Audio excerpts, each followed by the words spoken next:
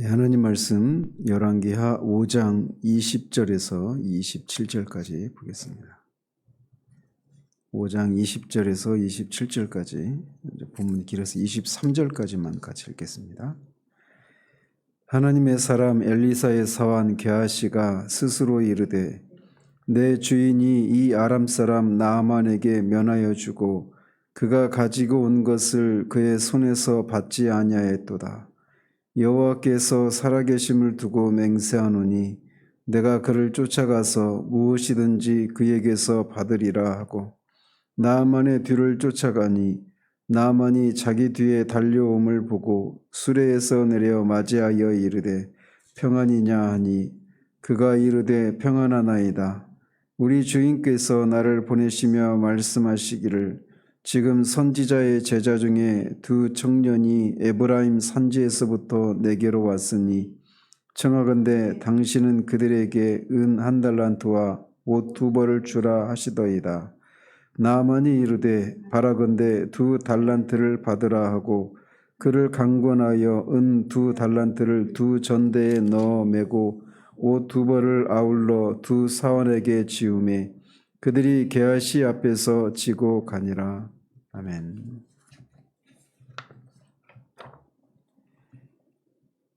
지난주에는 나병에서 건짐을 받은 나아만이 여호와에 대한 바른 신앙을 고백한 장면, 그리고 림몬 신당에서의 자신의 처지를 이렇게 호소하면서 사지를 구한 장면까지 살폈습니다. 오늘은 읽으신 것처럼 게하시가 나아만을 속여서 그로부터 예물을 받고 이제 뒤에 보면 엘리사가 저주를 내리고 그의 나병이 걸리는 이런 장면을 살펴봅니다. 하나님의 사람 엘리사의 사환 게하시는 나아만이 가져온 엄청난 양의 예물을 엘리사가 끝내 거절하는 것을 도무지 이해할 수가 없었습니다. 그래서 그는 여호와께서 살아계심을 두고 맹세하기를 자신이 나아만을 쫓아가서 무엇이든지 받아오겠다라고 그렇게 다짐을 합니다. 열왕기 저자가 특별히 이 하나님의 사람 엘리사의 사환 게하시, 그냥 단순히 그냥 게하시라고만 말하지 않고 그 앞에 하나님의 사람 엘리사의 사환이라고 하는 이런 표현을 붙이는 것은 이제 뒤에서 내용의 전개를 통해서 알 수 있겠지만, 당시 이 상황이, 이스라엘 상황들은 여호와의 신앙에서 이스라엘 백성이 전체가 떠나간 그런 상황이지 않습니까? 그래서 여호와를 섬기는 사람들이라고 하는 사람들이 소수의 그런 사람들이었고, 그런 속에서 참 선지자 엘리사의 사원으로 섬긴다라고 하는 것은 어떻게 보면 굉장히 겉으로만 보면은 이 어두운 시대에 신앙이 핍박과 어려움에도 불구하고 여호와의 신앙을 섬기는 그런 사람으로 여겨질 수 있는 그런 아주 영적으로 굉장히 그런 좋은 평가를 받을 수 있는 그런 상황이었단 말이죠. 그런 상황임에도 불구하고 이방인이 나아만보다 못한 그런 게하시의 이 어떤 잘못된 이 죄를 지적하기 위해서 이렇게 하나님의 사람 엘리사의 사환 게하시, 이렇게 게하시 앞에 이런 표현을 굳이 붙이고 있는 것이라고 할 수 있습니다.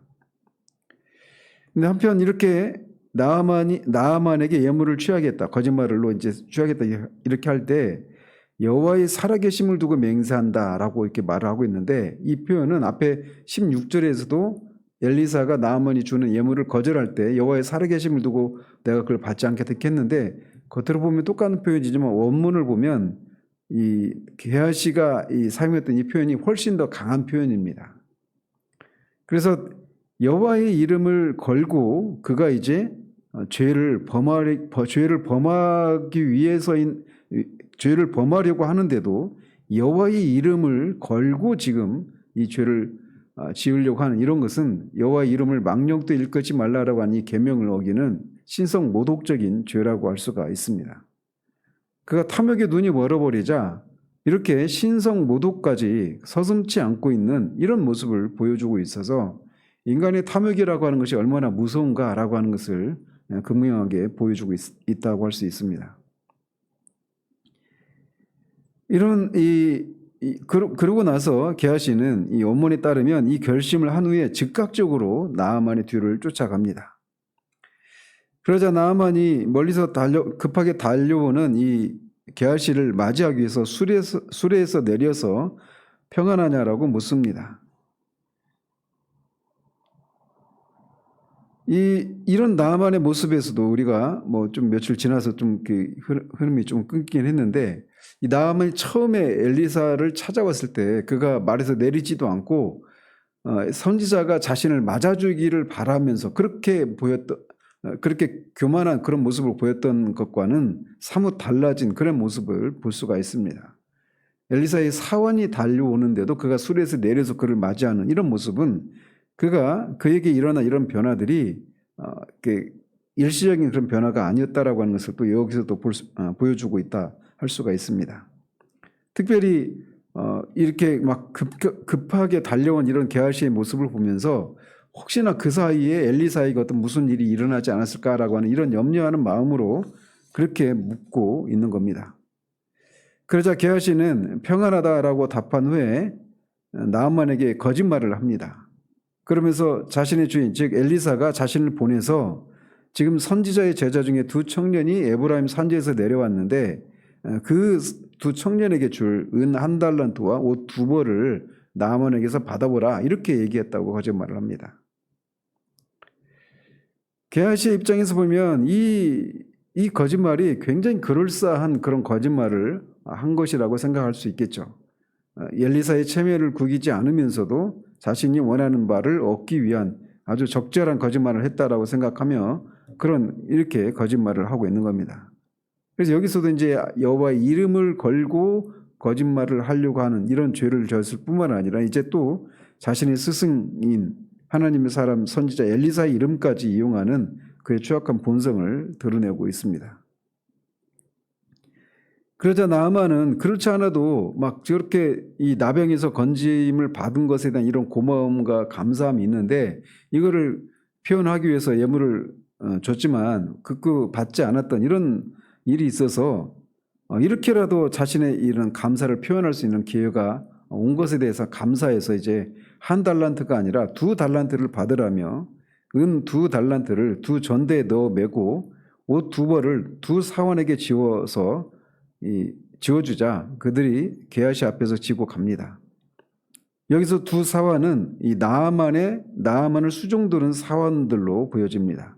왜냐하면 뒤에 이제 24절에서 그들이 다시 돌아가는 것을 보아서 이들이 나아만의 사원들로 보여줄 수 있죠. 어쨌든 나아만은 자신이 받은 이런 은혜에 대해서 감사할 수 있는 그런 기회가 주어졌기 때문에 이렇게 자신의 사원들에게 이제 사원들을 시켜서 은 2달란트와 옷 2벌을 이제 가지고 가게 했던 것이죠. 은 1달란트가 거의 5kg 정도 되니까 거의 70kg 정도 되니까 이게 한 사람이 지고 갈 수는 없는 그런 무게였거든요. 어쨌든 그렇게 해서 이제 종들이 예물을 가지고 이제 가자 게하시는 언덕에 이르렀을 때 그 물건을 2사원의 손에서 받아서 집에 감추고 그들을 다시 나아만에게 돌려보냅니다. 그러니까 엘리사에게로 곧장 가지 않고 자기의 집에 이제 그 예물을 숨겨두는 이런 치밀함을 보이고 있는 것이죠. 그러면서 그가 이제 이렇게 자신의 스승의 눈에 띄지 않도록 하기 위해서 이제 먼저 자기의 집에 예물을 숨겨놓고 감추긴 했지만 그가 간과하고 있는 것이 여호와의 눈, 어디나 계시는 하나님의 눈은 그가 속일 수 없다라고 하는 것을 그가 간과하고 있는 것이죠. 사실 그런 걸 인식한다면, 즉 하나님이 어디나 계신다라고 하는 것을 인식한다라면 사실 이런 일을 하지 않았겠죠. 그래서 청교도가 늘 말하는 것처럼 꼬람데오, 하나님 앞에서라고 하는 하나님의 면전에서라고 하는 이 의식을 늘 가지고 살 때 우리가 이 죄에서 죄를 짓지 않을 수 있게 되는데 이거를 이제 그런 것을 잊고 이제 그가 사람에게 들키지 않았기 때문에 하나님에게도 들키지 않았다라고 하는 생각을 하고 있는 모습이죠.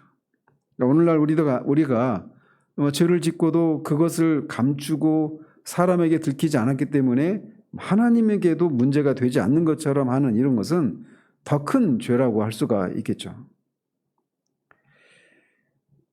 그러면서 이제 그렇게 해놓고 나서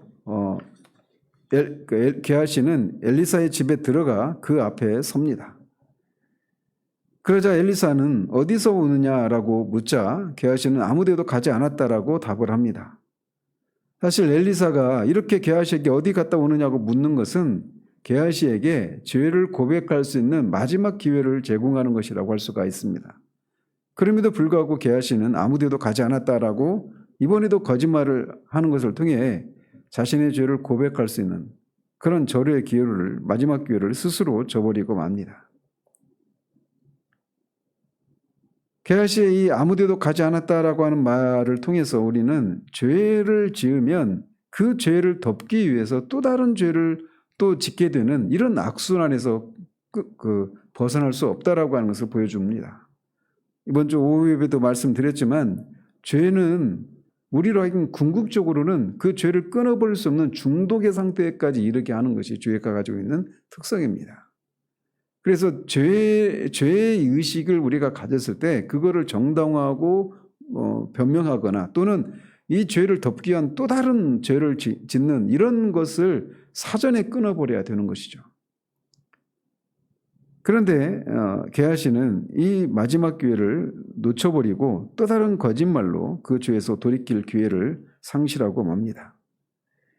그러자 엘리사는 게하시에게 말하기를 한 사람이 수레에서 내려 게하시 너를 맞이할 때에 내 마음이 함께 가지 아니하였느냐라고 말을 합니다. 이 내 마음이 함께 가지 아니하였나 이 말에 대해서 여러 가지 해석들이 있는데 이를테면 내가 육체는 여기 있지만 내 영으로는 너와 함께 했다 이런 의미다라고도 하고 또는 내가 지금 여기 있지만 예언의 영으로 내가 그것을 네가 하고 있는 이런 모습을 보았다 이런 얘기도 있고 또 다른 여러 가지 해석들이 있는데 어쨌든 공통점은 내 마음이 너와 함께 같이 있었다라는 의미가 이렇게 포함되어 있습니다. 그래서 우리말 또 이렇게 번역을 했는데 결국은 엘리사가 지금 실제로 거기를 보지는 못했지만 이것을 하나님의 영의 도우심을 인해서 이 장면을 마치 눈앞에서 본 것처럼 볼 수 있는 그런 은사가 주어졌던 것이죠. 그런데 이제 이게 항상 엘리사가 이렇게 오늘날 소위 말하는 투시 은사라고 해서 모든 것을 항상 보는 이런 것은 아니었던 것을 우리가 기억해야 됩니다. 앞에 그 사장의 경우에는 수넴 여인 자기 아들이 죽었을 때 엘리사를 방문했을 때 그때 엘리사는 처음에 그 왜 방문했는지를 알지 못했습니다. 만약에 이 은사가 항상 그에게 있었던 것이라면 그냥 바로 알았겠죠. 그랬던 것처럼 여기서도 이제 이런 모습을 우리에게 보여주고 있는 겁니다. 자, 그러면서 지금이 어찌 은이나 옷과 감남원, 포도원, 양, 소, 남녀 종을 받을 때냐라고 게하시를 책망을 합니다. 사실 게하시는 은과 옷을 받았지 여기서 말하는 감남원, 포도원, 양, 소, 남녀 종 이걸 받은 건 아니에요. 그럼에도 불구하고 이렇게 말하고 있는 것은 당시에 이스라엘의 영적인 상황과 맞물려 있습니다. 당시에는 바알과 아사레를 섬기는 그런 거짓 선지자들 뿐만 아니라 이 여호람 왕 때는 비록 바알 산당을 허물기는 했지만 여전히 금송아지를 섬기는 그런 시대였단 말이죠. 그래서 그래도 그들이 여호와를 금송아지를 섬길 때 여호와를 금송아지가 여호와 하나님이라고 하면서 섬겼단 말이죠. 그러다 보니까 그 당시에는 여호와의 제사장도 그렇고 선지자라고 자처하는 사람들도 다들 거짓 선지자들이라고 할 수가 있습니다. 그런데 그 거짓 선지자들의 특징이 뭐냐면 이렇게 자신들에게 찾아오는 사람들에게 여호와의 이름으로 그렇게 그들이 듣기를 원하는 그런 좋은 말들을 해주고 그런 것을 통해서 어떤 그들로부터 어떤 뇌물을 받고 그렇게 그들이 듣기를 원하는 그런 얘기를 해주는 것을 통해 부를 축적하는 것이 만연화된 그런 상황이었었습니다. 그래서 이제 계속해서 이 뒤에 아모스서도 그렇고 북이스라엘 영적인 상황을 보면 이들이 여호와의 이름으로 그렇게 백성들로부터 뇌물을 받고 그렇게 부를 축적하는 이런 일들이 있었단 말이죠. 그런 상황과 맞물려서 이런 얘기를 하고 있는 겁니다. 그래서 그렇게 은과 옷을 가지고 이제 그걸 가지고 또 감람원이나 포도원을 사기도 하고 뭐 이런 식으로 이제 부당한 부를 축적하는 이런 것을 질타하고 있는 것이다라고 할 수가 있습니다. 즉 이것을 통해서 지금 엘리사는 어떤 의미로 이렇게 질책을 하고 있느냐면 이 나아만이 지금 이런 이적을 통해서 여호와 하나님만이 이스라엘의 하나님만이 참 신이다라고 하는 이런 고백을 하고 하나님께 영광을 돌리는 이런 일이 방금 전에 일어났단 말이죠. 그런데 여호와를 섬기는 나의 종인 네가 여호와의 이름으로 이런 악을 행함으로 인해서 여호와의 이름에 영광을 가리는 이런 일을 하느냐, 지금 그럴 때냐라고 하는 것을 말해주고 있는 겁니다. 그렇지 않아도 거짓 선지자를 통해서 여호와의 이름이 그렇게 망령도 일컬어지고 그 여호와의 이름으로 각종 악을 행해지고 있는 그런 상황인데 이런 상황에서 네가 지금 이렇게 할 때냐 이렇게 책망을 하고 있는 겁니다. 이렇게 게하시를 책망한 후에 엘리사는 게하시에게 나아만의 나병이 너에게 들어가 네 자손에게 미쳐 영원토록 이를 것이다 라고 저주를 하자 게하시가 그 앞에서 물러나오자 즉시 나병이 발해서 눈같이 되고 말았습니다. 이스라엘 사회에서 나병은 단순히 여러 가지 질병 중에 하나가 아니었습니다. 그 사람이 하나님으로부터 저주를 받았다라고 하는 그런 의미가 담겨있는 질병이 나병이었단 말이죠. 그리고 그렇기 때문에 나병에 걸린 사람은 이스라엘 사회 밖으로 추방되어졌고 그 나병이 낫기 전까지, 즉 하나님의 진노가 가라앉기 전까지는 다시금 이스라엘 사회로 이렇게 사회 구성으로 들어올 수가 없는 그런 질병이 나병이었습니다. 따라서 게하시에게 그런 나병에 걸렸다라고 하는 사실은 그가 이제 하나님의 백성의 이 공동체 울타리 밖으로 쫓겨나게 된다라고 하는 것을 의미하는 겁니다. 그런데 뿐만 아니라 게하시 자신뿐만 아니라 그의 후손들이 영원토록 나병에 걸릴 것이다. 이런 말은 그의 후손들 모두가 나병 환자가 된다. 이런 의미라기보다는 마치 나병 환자가 이스라엘 공동체에서 추방되듯이 그의 후손 모두가 하나님의 백성의 위치에서 제외될 것이다라고 하는 그런 무서운 심판의 의미가 담겨 있는 것이라고 할 수가 있습니다. 그래서 지금 5장 이 전체에서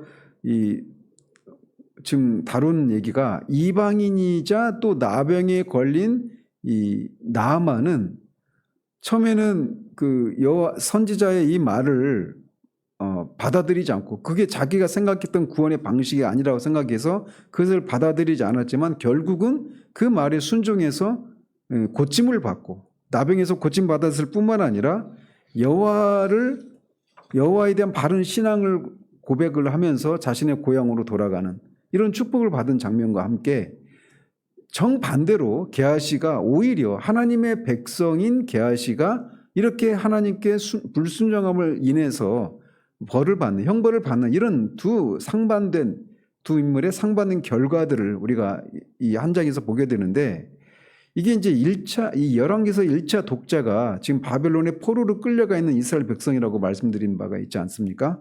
그래서 그들에게 이거를 이제 말해주고 있는 겁니다. 이방인이자 나병에 걸린 하나님의 저주를 받은 그런 것을 상징하는 나병에 걸린 나아만이라고 하더라도 그가 하나님의 말씀, 선지자의 말이지만 결국 선지자의 말을 순종했다는 얘기는 결국 하나님께 순종했다는 걸 의미하니까 이렇게 하나님께 순종했을 때 그런 처지에 있는 사람도 치유를 받고 복을 누리는 이랬지만 하나님의 종을 섬기는 게하시, 이 게하시는 하나님을 섬기는 이스라엘 백성들을 상징하는 그런 인물이라고 할 수가 있습니다. 나아만은 이방인이고 이 게하시는 하나님을 섬기는 하나님의 언약 백성이란 말이죠. 그런데 이 두 사람이 오히려 나아만은 저주를 받아야 되는데 축복을 받고 하나님의 백성인 게하시는 저주를 받는 거예요. 그리고 그 결정적인 차이가 뭐냐? 그가 이방인이냐 하나님의 백성이냐 이것이 이런 차이를 만들어내는 것이 아니라 하나님의 말씀에 순종했느냐 순종하지 않았느냐가 이런 차이를 불러왔다라는 것입니다. 그래서 1차 독자인 이스라엘 백성들로 하여금 그들이 이방인이 아니라 하나님의 백성임에도 불구하고 지금 바벨론의 포로로 끌려가 있는 것은 자신의 죄들로 인해서 그렇게 끌려간 것이다라고 하는 것을 말해주는 것입니다. 1차적으로.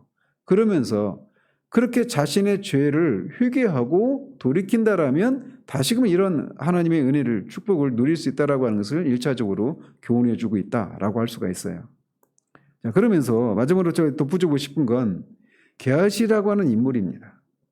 게하시는 앞에서도 말씀드린 것처럼 그 바알에게 절하지 않은 7,000명을 하나님이 남겨두셨다고 말씀하셨던 그 시대적인 배경 가운데 있는 사람입니다. 그러니까 거의 모든 사람들, 엘리사의 스승인 엘리야가 여호와를 섬기는 사람은 나만 남았습니다라고 말했던 자기 주변에 그런 사람들이 보이지 않는 그런 어두운 시대였고 그 뒤를 이어서 엘리사가 하고 있기 때문에 이 어떤 그 이스라엘 영적인 상황이 완전히 막 반전이 일어나서 여호와의 신앙이 부흥한 그런 때가 아니란 말이에요. 여전히 어두운 시대입니다. 그런데 그런 시대에 여호와의 종을 섬기는 선지자 제자들의 그룹 중에 한 명이라고 하는 것은 말할 수 없는 영적인 특권을 누리고 있다라고도 할 수가 있는 겁니다. 그리고 겉으로 보여지는 모습은 굉장히 그가 여호와를 향한 신앙이 투철한 그런 사람으로 비춰줄 수 있는 그런 사람이고 이 엘리사를 지근거리에서 섬기고 있는 그런 특권을 누리고 있단 말이죠. 그래서 앞에서 살펴본 이런 수넴 여인이 그런 관련된 그런 이적들을 경험하기도 하고 이 보리떡 20개로 100명이 먹는 이적을 경험하기도 하고 저 앞에 있었던 그런 이적들 이런 것들을 각 지근거리에서 봤던 그런 사람이란 말이에요. 그래서 그것을 통해서 여호와 하나님이 살아계시고 나만이 고백하듯이 이스라엘 하나님만 참 신이다라고 하는 것을 가장 가까운 거리에서 볼 수 있었던 사람이 게하시란 말이죠. 그럼에도 불구하고 그는 그것을 그냥 봤을 뿐이지 그것을 통해 진짜 여호와를 향한 신앙이 자신의 신앙이 되지 못하고 있었던 그런 모습이었던 겁니다. 그래서 이런 게하시는 오늘날의 모습으로 다시 환원해서 얘기를 해보자면 교회 안에 있는 넌 크리스찬들이라고 할 수가 있습니다. 교회 안에서 지근거리에서 영적인 현상들을 보고 어떤 사람들은 그런 말씀을 통해서 복음을 믿고 진정한 그런 거듭남과 회심을 통해서 은혜를 누리고 이런 모습들을 보고 삶이 변화되는 이런 것들을 경험함에도 불구하고 정작 그 하나님을 자신의 하나님으로 섬기지 못하고 있는 그런 교회 안에 있는 불신자들 이런 사람들을 보여주는 모습이라고 할 수가 있습니다. 그래서 로마서에서 말하고 있는 것처럼 표면적 유대인이 유대인이 아니요 이면적 유대인이 유대인이다. 할례는 마음이 할지니 영에 있지 않고 율법 조문에 있다라고 말씀하신 것처럼 표면적 유대인에 불과했던 사람입니다. 그런 것처럼 표면적 그리스도인에 불과한 기독교인들이 오늘날 교회 안에 너무나 많아요. 그래서 정말 이 예수 그리스도의 그 복음을 믿고 거듭나서 진정한 회심에 이르지 않는 한 그가 그 교회 공동체 안에서 어떤 영적인 이적들을 경험하고 놀라운 초자연적인 것들을 목도한다 하더라도 그것은 자신의 신앙과 아무런 연관이 없는 그런 사람일 수 있다는 것입니다. 그래서 그런 놀라운 이적, 제가 최근에 어떤 좀 새벽에 좀 말씀이 긴데 어떤 영상을 하나 봤는데 그 친구도 이제 MZ 세대예요. 그러면서 그분도 이제 성결교단 목사님 딸이라고 하던데 교회에서 어려서부터 계속 그렇게 열심을 이제 개척교회 목사의 딸로 그렇게 어려서부터 교회를 다니고 막 교회 막 기도하면서 기도할 때 귀신이 쫓겨나는 이런 것도 보고 막 그러면 열심을 냈었다라는 거죠. 근데 그것이 그 친구가 정말 예수 그리스도의 그 복음을 믿고 하나님을 자신의 아버지로 그렇게 믿는 실제로 거듭난 것과는 무관하단 말이에요. 그런 초자연적인 것들을 경험했다고 목도했다고 해서 심지어는 그것을 경험했다고 하더라도 진짜 그 사람이 거듭났다라고 말할 수는 없는 경우들이 있을 수 있다는 것이죠. 그래서 오늘날 교회 안에서 한국교회가 기독교에 굉장히 퇴조기에 들어가 있는데 한때는 교회 안에 사람들이 막 몰려왔던 때가 있습니다. 그래서 이 교회 사람들이 몰려오니까 거기에 정보가 있고 사람들이 있으니까 이제 장사하려고 하는 사람들은 교회 가면 장사가 잘 되는 거예요. 교인 뭐 몇백 명, 몇천 명만 모이는 그런 교회에 가면 그 얼마나 많은 그런 시장이 형성됩니까? 거기서 얼마나 많은 정보를 얻을 수 있고. 그래서 그렇게 교회에 갔던 사람들, 그리고 계속 확실히 다니면 직분도 받고 교회 이제 중심의 자리를 차지할 수도 있고 그런 위치에 이르죠. 그래서 막 그런 뭐 장로도 되고 중직자도 되고 막 이런 일을 하고 입만 열면 할렐루야를 외치고 입만 열면 하나님의 이름으로 어떤 이런저런 얘기를 해도 그렇다고 해서 그 사람이 진짜 거듭난 사람이라 이렇게 말할 수는 없는 이런 것들을 이 게하시의 사례를 통해서도 우리가 볼 수가 있는 거예요. 그래서 하나님이 심판이 임할 때 먼저 교회 안에서 임한다라고 말씀하셨던 것이 바로 그런 사람들 때문에 오히려 하나님의 이름이 훼손되는 이런 일이 있기 때문에 교회 심판이 교회 안에서부터 시작된다고 말씀하는데, 오늘날 이 게하시아 같은 교회 안에 있는 이 게하시아 같은 이 사람들이 너무나 많은 시대를 살고 있습니다. 이 새벽에 이 말씀을 듣고 있는 여러분들은 그런 분들이 아니겠지만 정말 예수 그리스도의 그 복음을 진짜 믿고 거듭나고 회심하는, 진짜 그런 일이 있기 전까지는 그는 결코 구원받은 그리스도인이라고 할 수가 없어요. 어쨌든 이 게하시가 결국은 이것을 통해서 하나님이 이 어두운 시대에 그 여호와를 섬기는 그런 그룹 안에 있다고 해서 그 게하시 개인의 그 신앙도 그냥 이 전체 속에서 그냥 다 퉁치고 그렇게 넘어가지 않으시고 그 한 사람 한 사람을 하나님과의 관계 속에서 개인적으로 그렇게 하나님과 화해를 하고 하나님과 관계를 이어가야 된다라고 하는 것을 이 아침에도 다시 우리에게 교훈해 주고 있습니다. 그런 속에서 우리가 게하시가 아니라 정말 하나님을 예수 그리스도의 그 복음을 믿고 하나님을 믿고 구원에 이르게 해주신 그 은혜를 우리가 생각하면서 그 은혜에 합한 그런 감사와 충성된 삶을 살아가는 우리들 되기를 바랍니다. 기도하겠습니다. 하나님 아버지, 정말 여호와를 섬기는 사람들이 소수가 되어버린 그런 암울한 시대에 참 선지자 엘리사를 섬기는 그런 특권을 누렸던 게하시가 이방인이자 나병에 걸린 나아만이 여호와 하나님만이 참 신이다라고 하는 이런 고백을 하고 돌아가는 그 복된 상황 가운데서 게하시 자신이 하나님과 무관한 그런 사람이었음을 이 탐욕스러운 탐욕을 인해서 이 뻔뻔한 죄를 저지른 이 사건을 통해 드러내고만 장면을 살펴봅니다.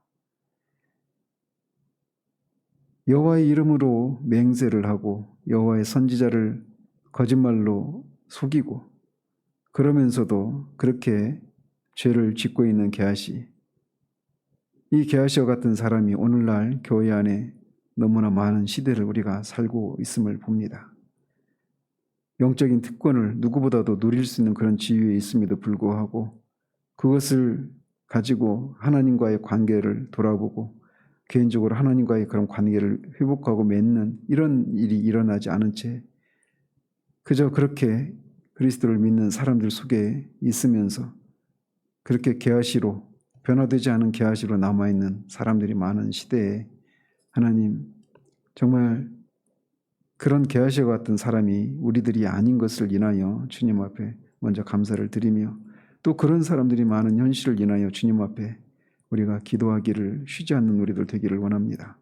이런 공동체 안에 들어와 있는 것으로 감사하며 마치 모든 일이 마땅히 일어나야 될 일이 다 일어난 것처럼 생각하지 않게 되기를 원합니다.